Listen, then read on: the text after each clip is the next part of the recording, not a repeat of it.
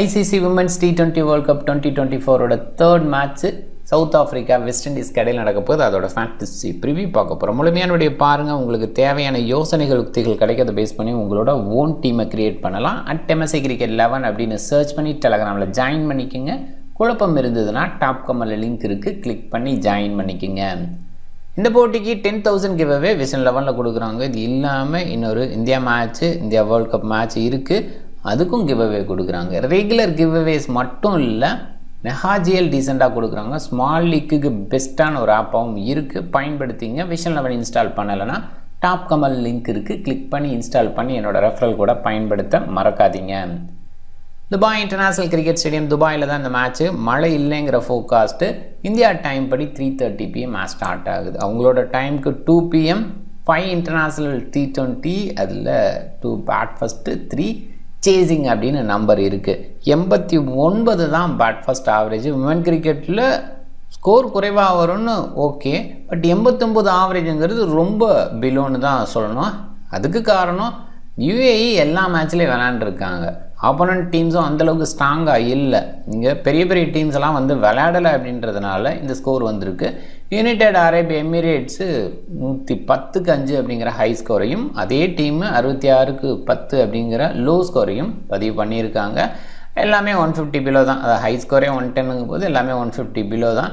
ஆனால் இன்றைக்கி கொஞ்சம் பெட்டர் ஸ்கோர் வரும்னு எதிர்பார்க்கலாம். துபாய் கொஞ்சம் பெட்டர் ட்ராக்காக இருக்கும். ஷார்ஜாவோட கம்பேர் பண்ணும்போது ஒரு 130-140 அப்படின்ற அந்த மினிமம் ஸ்கோராவது இங்கே எதிர்பார்க்கலாம். இன்னுமே பெட்டராக வந்து ஆச்சரியப்படுறதுக்கு இல்லை. இனிஷியல் ஹார்ட்னஸ் இந்த மாதிரி ட்ராக்ஸில் இருக்குமா அப்படின்னு பார்க்கணும். இனிஷியல் ஹார்ட்னஸ் ஷார்ஜாவில் பார்க்கல, அந்த அளவுக்கு இல்லை, பட் இங்கே கொஞ்சம் பார்க்கலான்னு நினைக்கிறேன். சவுத் ஆஃப்ரிக்கா வெஸ்ட் இண்டீஸ் சைடுன்னு யோசிக்கும்போது ரெண்டு பக்கமே ஸ்ட்ராங் ஹிட்டர்ஸ் டாப் ஆர்டரில் வச்சுருக்காங்க. ஸோ அந்த பேஸில் நிறைய ஸ்கோர் வந்தால் ஆச்சரியப்படுறதுக்கு இல்லை. இந்த நம்பரை மறந்துட்டு மேட்ச் பார்க்க வேண்டிய அவசியம் இருக்குது. அண்டு சவுத் ஆஃப்ரிக்காவா வெஸ்ட் இண்டீஸ் ஆனால் சவுத் ஆஃப்ரிக்கா ரீசெண்டாக பெட்டர் கிரிக்கெட் விளையாடுற ஃபீல் இருக்குது. இருந்தால் கூட வெஸ்ட் இண்டீஸ் சைடு சில எக்ஸ்பீரியன்ஸ் பிளேயர்ஸ் ரிட்டன் ஆகியிருக்காங்க, அந்த இடத்துல பார்க்கணும். சவுத் ஆஃப்ரிக்கா வின் பண்ணுறதுக்கான வாய்ப்பு அதிகமாக பார்க்குறேன். அண்ட் பேட் ஃபஸ்ட்டு ப்ரிஃபர் பண்ணுவாங்களா 1 செகண்ட், கொஞ்சம் ஹார்ட் கண்டிஷன் அப்படின்றதுனால டெஃபினட்டாக பேட் ஃபஸ்ட் பண்ணலாம் அப்படின்ற தாட்டு தான் எந்த கேப்டனுக்கும் இருக்கும்.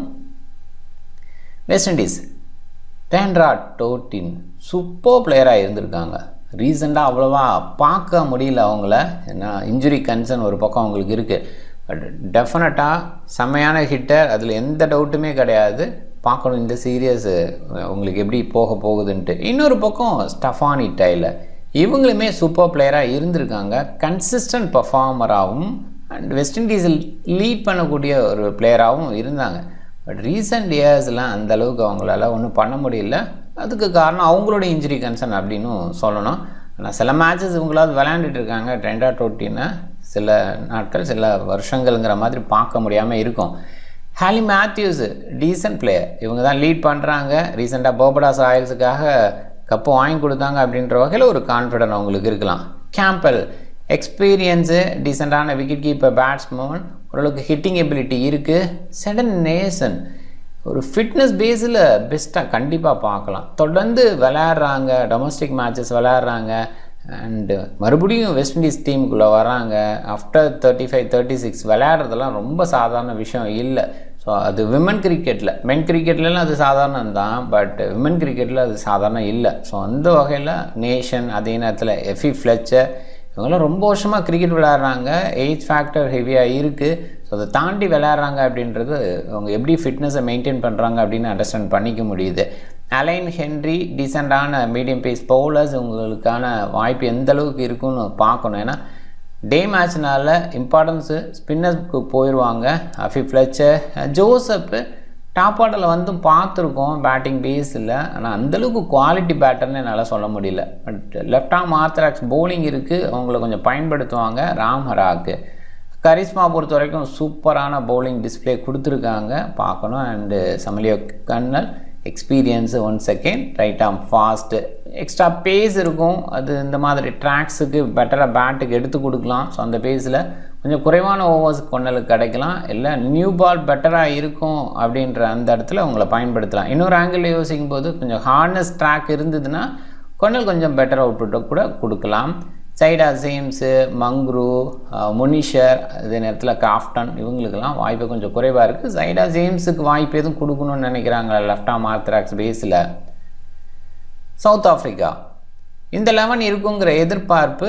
டெக்ஸன் டீசெண்டான பேட்டிங் டிஸ்பிளே ரீசெண்டாக கொடுத்தாங்க. நம்ம 4ல் இறக்கணும் போது ஒரு சக்ஸஸ் இருந்தது. நாயுடு பார்க்கணும். க்ளூபி டேலண்டடாக பேசப்படுற பிளேயரு. ரிடர் விக்கெட் கீப்பர் பேட்ஸ்மேன். ஸோ ரிட்டருக்கான வாய்ப்பு இருக்குமா அப்படின்னு பார்க்கணும். இவங்கெல்லாம் இருக்கிறதுக்கான வாய்ப்பு குறைவுன்னு தான் பார்க்குறேன். பாசிபிளாக இந்த 11ஓட போவாங்க. லாரா வால்வர்ட் லீட் பண்ணுறாங்க. டீசெண்டான பேட்டிங், இன்னிங்ஸை பில்ட் பண்ணக்கூடிய குவாலிட்டி இருக்குது. ரீசெண்டாக டஸ்ட்பின் பிரிட்ஸோட பேட்டிங்கும் சூப்பராக இருக்குது. இல்லை ஹார்ட் ஹிட்டிங் பவர் பிளே யூட்டிலைசர் அப்படின்ற அந்த மாதிரி இருந்திருக்காங்க. கொஞ்சம் ஸ்டெபிலிட்டி கொடுக்கணும் அப்படின்னாலும் கொடுத்துருக்காங்க. அன்னிக் போஸ்க்கு சில நேரங்களில் அவங்களோட ஆஃப் பிரேக் பவுலிங், சில நேரங்களில் ரைட்டாக மீடியம் அப்படின்னு ஷோ பண்ணியிருக்காங்க. பட் இங்கே நிறைய ஆப்ஷன்ஸ் இருக்குது. பாசிபிளாக ஆஃப் பிரேக் பவுலிங்காக வேணால் யோசிக்கலாம். டே மேட்ச்சு ஸ்பின்னர் பேஸில் கொஞ்சம் எடுத்துகிட்டு போகணும். பட் நிறைய ஸ்பின்னர்ஸ் இருக்காங்க. லூயிஸ் ரீசெண்டாக நல்லா அவுட்புட் ஸ்பின் பேஸில் கொடுத்துருக்காங்க ரீசெண்ட் சீரீஸில். அந்த இடத்துல அவங்க பக்கம் போவாங்க. ஒரு சீனியர் பிளேயர் அப்படின்ற அந்த இடத்துல சூன் லூயிஸை கன்சிடர் பண்ணுவாங்கன்னு நம்புகிறேன். அண்ட் மெரிசன் கேப்பு சூப்பரான ஆல்ரவுண்டர். இந்த கண்டிஷனுக்கு சூட்டபிள் பவுலர்னு சொல்ல முடியுமான்னு தெரில. பட் பார்க்கலாம் டே மேட்ச்னால. பட் நைட் மேட்ச்சுக்கு கேப் ரொம்ப சூட்டபுளாக இருப்பாங்க. அண்ட் வெரைட்டி கொடுக்குறாங்க. நிறைய பக்கம் போய் விளையாடுறாங்க. ஸோ அந்த பேஸில் மெரிசன் கேப் ஒரு கன்சிடரபிள் தான்.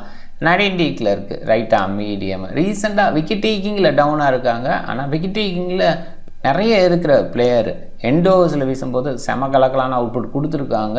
பட் பார்க்கணும் ரைட்டாக மீடியம் அப்படிங்கிறதுனாலையும் அண்ட் பேட்டிங்கில் டவுனில் வர்றதுனாலையும் கொஞ்சம் யோசிக்க வேண்டியதாக தான் இருக்குது. ஏன்னா ஸ்பின் பேஸில் நிறைய போவாங்கன்னு நம்புகிறேன். க்ளோட் ரயான் சூப்பர் ஆல்ரவுண்டர், நல்ல hard hitting ability. Any time promotion அப்படிங்கிற ஒரு விஷயம் முன்னாடிலாம் இருந்தது. இப்போ ஹிட் பண்ணுறாங்க. கேப்பாக இருக்கட்டும், சூன் லூயிஸாக இருக்கட்டும், நடின் கிளர்க்காக இருக்கட்டும், இவங்களாம் நல்லா ஹிட் பண்ணுறதுனால க்ளூட் ரயான் இந்த இடத்துல தான் இறங்குவாங்க. லெஃப்ட் ஆர்ம் ஆர்த்தடாக்ஸு டீசன்ட் பவுலிங் கொடுக்க முடியும். நீங்கள் ஜஃப்டா விக்கெட் கீப்பர் ஒரு பாயிண்டில் விக்கெட் கீப்பர் இம்பார்ட்டன்ட் அப்படின்னே சொல்லலாம். லேட்டாக வந்தாலுமே அவங்க க்ளோ பாயிண்ட் கொஞ்சம் எடுக்க முடியும். விமன் கிரிக்கெட்டில் அந்த ஒரு விஷயம் பெஸ்ட்டு. சில டீம்ஸில் ட்ரை பண்ணுங்கள். செகுகுனே சூப்பரான பிளேயர். டுமி செகுகுனே விக்கெட் டேக்கிங் அப்படிங்கிற வகையில் எப்பயுமே கன்சிஸ்டண்ட்டாக கொடுத்துட்ருப்பாங்க. கொஞ்சம் ரன்ஸுக்கு போவாங்க சில நேரங்களில். பட் ஸ்டில் விக்கெட் டேக்கர் அப்படின்னே சொல்லலாம். பிளாபா லெஃப்ட் ஆர்ம் ஆர்த்தடாக்ஸு.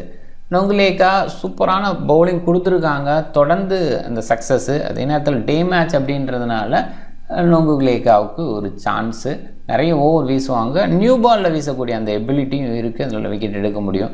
கக்கா முன்ன மாதிரி இல்லை. ஐபோங்கா டீசெண்டான பவுலராக இருந்திருக்காங்க.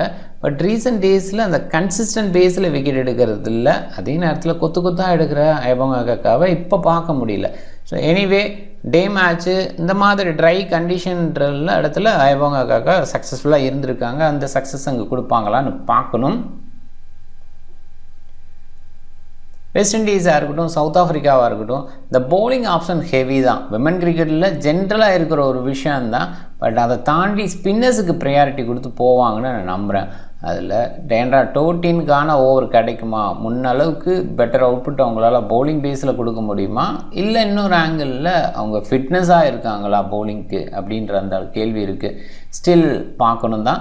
மேத்யூஸ் டெஃபினட்டாக அந்த இடத்துல யோசிக்க வேண்டிய இடத்துல இருக்காங்க. ஃப்ளெச்சரு, ராம்ஹராக்கு இவங்கெல்லாம் ஃபுல் கோட்டாக வீசுவாங்க. மற்றவங்கெல்லாம் ஷேர் பண்ணிப்பாங்க.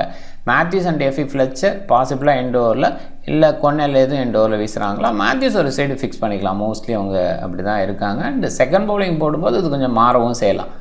அண்டு இந்த சைடுன்னு பார்க்கும்போது ஹெவி ஆப்ஷன்ஸ் தான். அதில் மெரிசன் கேப்பு ஒரு இடத்துல இனிஷியல் ஓவர்ஸ் வீசுவாங்க, கண்ட்ரோலாக இருப்பாங்க. அந்த பேஸில் அவங்களுக்கான முழுமையான கோட்டா கிடைக்கும். பட் ரீசன்ட் டேஸில் அவங்களோட ஓவருமே இல்லாமல் கூட இருந்திருக்கு.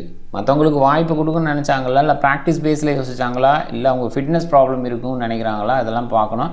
பட் கண்டிப்பாக ப்ராக்டிஸ் பேஸில் யோசிக்க மாட்டாங்க. மெரிசன் கேப்பை பவுலிங் விரும்பக்கூடிய ஒரு ஆல்ரவுண்டர். ஸோ அந்த இடத்துல அவங்களோட முழுமையான கோட்டா வீசணும்னு நிறைய நேரங்களில் பார்த்துருக்கோம். ஸோ அந்த வகையில் ரீசெண்ட் இன்ஜுரி கன்சர்ன் வந்து கேப் அதிகமாக பவுல் பண்ண விடலைன்னு சொல்லலாம். பட் இங்கே ஃபுல் ஃபிட்னஸோடு தான் வந்திருக்காங்க. டெஃபினட்டாக பவுல் பண்ணுவாங்கன்னு நம்புகிறேன். ஏன்னா ப்ராக்டிஸ் பேஸில் அவங்க ப்ராக்டிஸ் பண்ணுறதெல்லாம் பார்க்குறோம். க்ளோட் ரயான் ஆப்வியஸாக சூப்பர் பவுலிங், அதனால் கண்டிப்பாக அவங்களுக்கான முழுமையான கோட்டா கிடைக்கும். ஸ்பின் பேஸில் பிளாபாவுக்கான முழுமையான ஓவர் கிடைக்கும். கேப்பு, நடின் டி கிளர்க் எண்ட் ஓவரில் நிறைய நேரங்களில் வீசி பார்த்துருக்கோம்.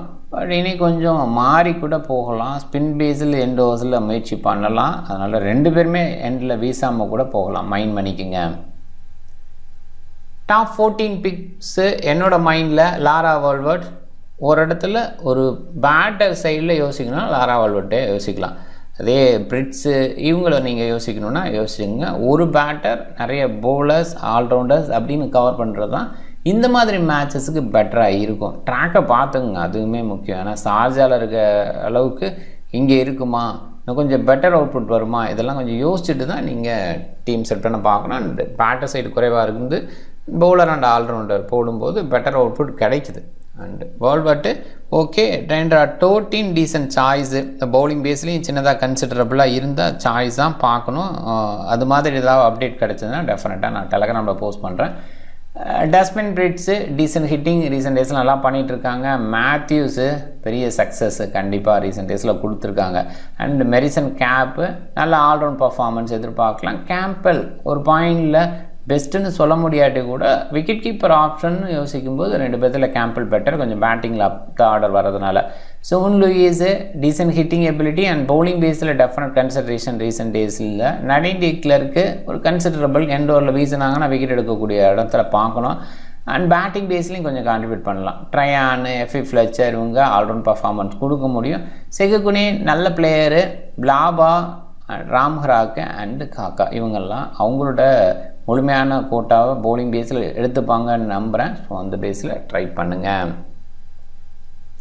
பிக் பேஸில் நடேன் டி கிளர்க் ரொம்ப குறைவாக எடுத்திருக்காங்க. முன்னாடியெல்லாம் கன்சிஸ்டண்ட்டாக இருந்தாங்க, கேப்டனாக அவங்கள நம்பி போகலாம், அப்படி தான் இருந்தாங்க. பட் ரீசெண்டாக டவுன் ஆகிருக்கனால கொஞ்சம் குறைவான பிக்கு. செகுகுனே டீசன்ட் பிளேயர். ஸோ நொங்குலுகுலேக்கா பிளாபாஸ் டீசெண்டான bowler, charisma decent bowler. So அவங்க 2 பேருமே ஸ்பின்னர் அப்படின்ற பாயிண்டில் டே மேட்ச்சில் எடுத்துகிட்டு போங்க, ஓரளவுக்கு கிளிக் ஆகும். லாரா வால்வர்ட், மாத்யூஸ் அண்டு கேப்பு இவங்கெல்லாம் சக்ஸஸ்ஃபுல்லாக லாங் இன்னிங்ஸ் பில்ட் பண்ணக்கூடிய பிளேயராக இருந்திருக்காங்க. And 2 all-rounders. நிறைய பேர் இந்த 2 பேர்த்துக்கு இடையில தான் கேப்டன் ட்ரை பண்ணுவாங்க. லூயிஸ், ட்ரையான் அண்ட் எஃபி ஃப்ளெச்சர் இவங்கெல்லாம் ஸ்பின் பவுலிங் ஆல்ரவுண்டர்ஸ். அந்த முறையில் டே மேட்ச் அப்படிங்கிற முறையில் முயற்சி பண்ணலாம். டீம் பாருங்கள். மேத்யூஸ் அண்ட் சுனிலிஸ் இடையில கேப்டன் ட்ரை பண்ணியிருக்கேன். அவ்வளோ ஈஸியாக ஸ்கோர் பண்ண முடியும்னு தோணல. துபாயும் அப்படி தான் இருக்குன்னு நினைக்கிறேன். இருந்தால் கூட கொஞ்சம் ஹார்ட்னஸ் இருக்குது, பெட்டராக பேட்டுக்கு வருது அப்படின்ற அந்த இடத்துல கேப் கொஞ்சம் நல்ல சாய்ஸு.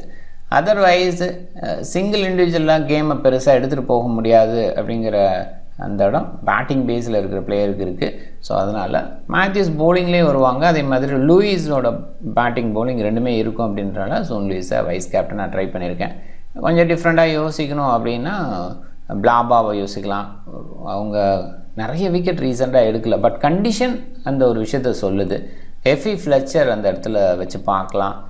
விக்கெட் கீப்பராக இருக்கிற கேம்பெல்லாவை யோசிக்கலாம். பட் ரொம்ப ரிஸ்க்கான ஒரு விஷயம் கேம்பெல்லாவை யோசிக்கிறது. சில நேரங்களில் ஸ்கோர் பண்ணாமையும் போயிடுறாங்க அப்படின்ற அந்த இடம். பட் க்ளோ ட்ரையானை ட்ரை பண்ணலாம். பட் சில நேரங்களில் ரீசெண்ட் டேஸில் க்ளோ ட்ரையானுக்கான முழுமையான கோட்டா கிடைக்குதுன்னா அது கொஞ்சம் யோசிக்கிற மாதிரி இருக்குது. பட் கண்டிஷன் ரெக்கர் பண்ணுது, அவங்க முழுமையான ஓவர் வீசுவாங்க அப்படின்ற மாதிரி ட்ரை பண்ணுங்கள். கொஞ்சம் டிஃப்ரெண்ட்டாக ட்ரை பண்ணும்போது விமன் கிரிக்கெட்டில் க்ளோஸாக வர முடியும். ஓரளவுக்கு பிளேயர் பிக் பண்ணலாம். ஆனால் கேப்டனால் நிறைய மிஸ் ஆகும். ஸோ அந்த மாதிரி ஒரு விஷயத்துக்காக டிஃப்ரெண்ட்டாக ட்ரை பண்ணி பாருங்கள். கண்டிப்பாக கிளிக் ஆகும். உங்களோட நாலேஜுக்கு ட்ரை பண்ணுங்கள். இந்த வீடியோ பிடிச்சிருந்தால் லைக் பண்ணுங்கள், உங்கள் ஃப்ரெண்ட்ஸுங்களுக்கு ஷேர் பண்ணுங்கள். சேனலை சப்ஸ்கிரைப் பண்ண மறக்காதீங்க. மிக்க நன்றி.